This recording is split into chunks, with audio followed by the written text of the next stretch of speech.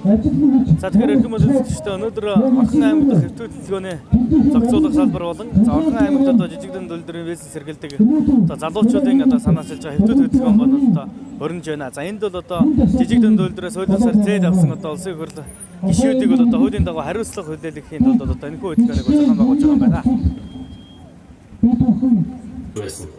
Нормод аймаг улсын хурлын гишүүн боловч чулуун 950 сая төгрөг.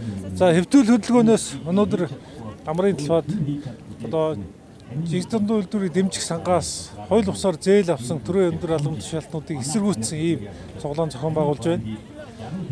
За жидүү сангийнхан жидүүгөөс зээл авсан жидүүчин улс төрч улсын хурлын гишүүд, засгийн газрын гишүүд хариуцлага тооцъё гэсэн ийм одоо иргэдийн санаачлагтай хөдөлгөөн гэж ойлгож байна. Эрдэнэ төгөлдрийн хулгай. За энэ хүмүүс дотор манай Орхон аймгаас сонгогдсон улсын хурлын гишүүн Дан Бочир байгаа.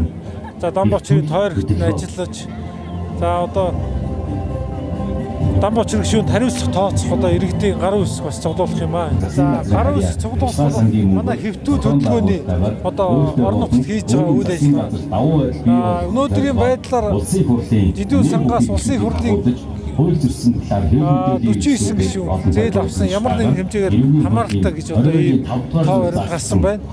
Тэгэхээр энэний нэг нь одоо манай Орхон аймгийн гишүүн Дан Бочир гишүүн байгаа. Тэгэхээр ганц Орхон аймагт биш нийт одоо жидүү сангаас зээл авсан 14 аймаг нийслэлийн 9 дүүрэгт энэ төрлийн үйл ажиллагаа явагдаж байгаа гэсэн үг. Монгол улс Эрдэнэ одоо ийм нэг хэвтүүл гэдэг хөдөлгөөн одоо гарч байгаа. Энэ Монголын ард түмний төлөө үнэн байгаасаа гэдэг нэг дугаарт одоо хэлмээр байна. Амлалт бол яах вэ? Яг юу ярих нь бол дурны хэрэг байна.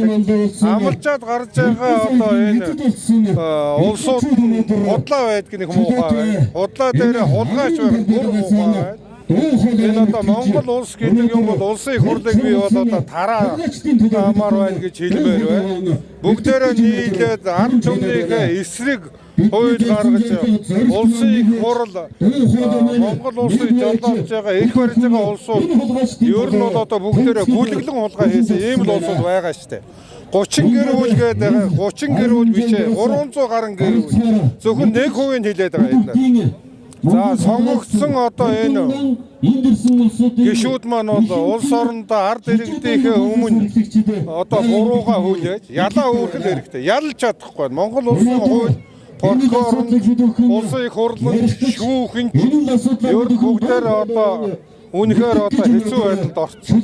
Энийг бол одоо ард түмэн нэгдэж байж аюултай актер үйл ажиллагаанаас гарах. Энэ бол зөв зөвхөн асуудал, цагаан улсын асуудал гэж миний хувьд бодож байна. Ингээд ард түмнээсээ сонгогчоод ингээд зээл авна гэдэг чинь юу гэсэн үг вэ?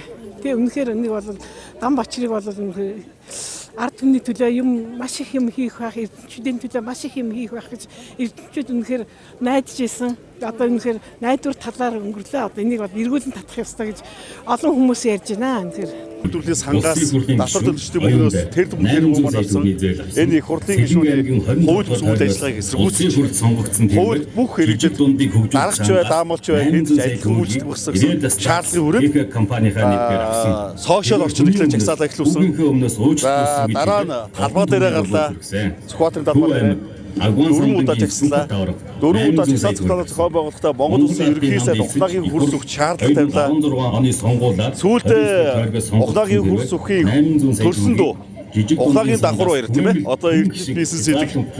Тэр нөхөр маань өөрөө 1.3 тэрбум гарсан бас гарч ирлээ шүү дээ. Иргэдээс асууж байна. Энэ өөрөө Монгол улсын ерөнхий сайд ухлагийн хурц өгөх нь 900 улсын хурлын гишүүдэд тэрбумаар аялах гэсэн мэтээр хагдаж эхэлж байгаа. Гишүүнийхөө хуваар. Тийм учраас бид нар эрүүгүйлийн 22.5-ыг баримтлаад аялахтай тэмцэх газар хурц өгөх сайдыг шалгуулахаар өгсөн байгаа. Кандидатор гэдэг компани одоо жижиг төлөвлөрлийн дэвш сангаас нийтдээ 60-аад өндөр албан тушаалт шалгагч байна. 60-аад өндөр тушаалт албан тушаалт шалгаж байгааг 49 хурлын гишүүд.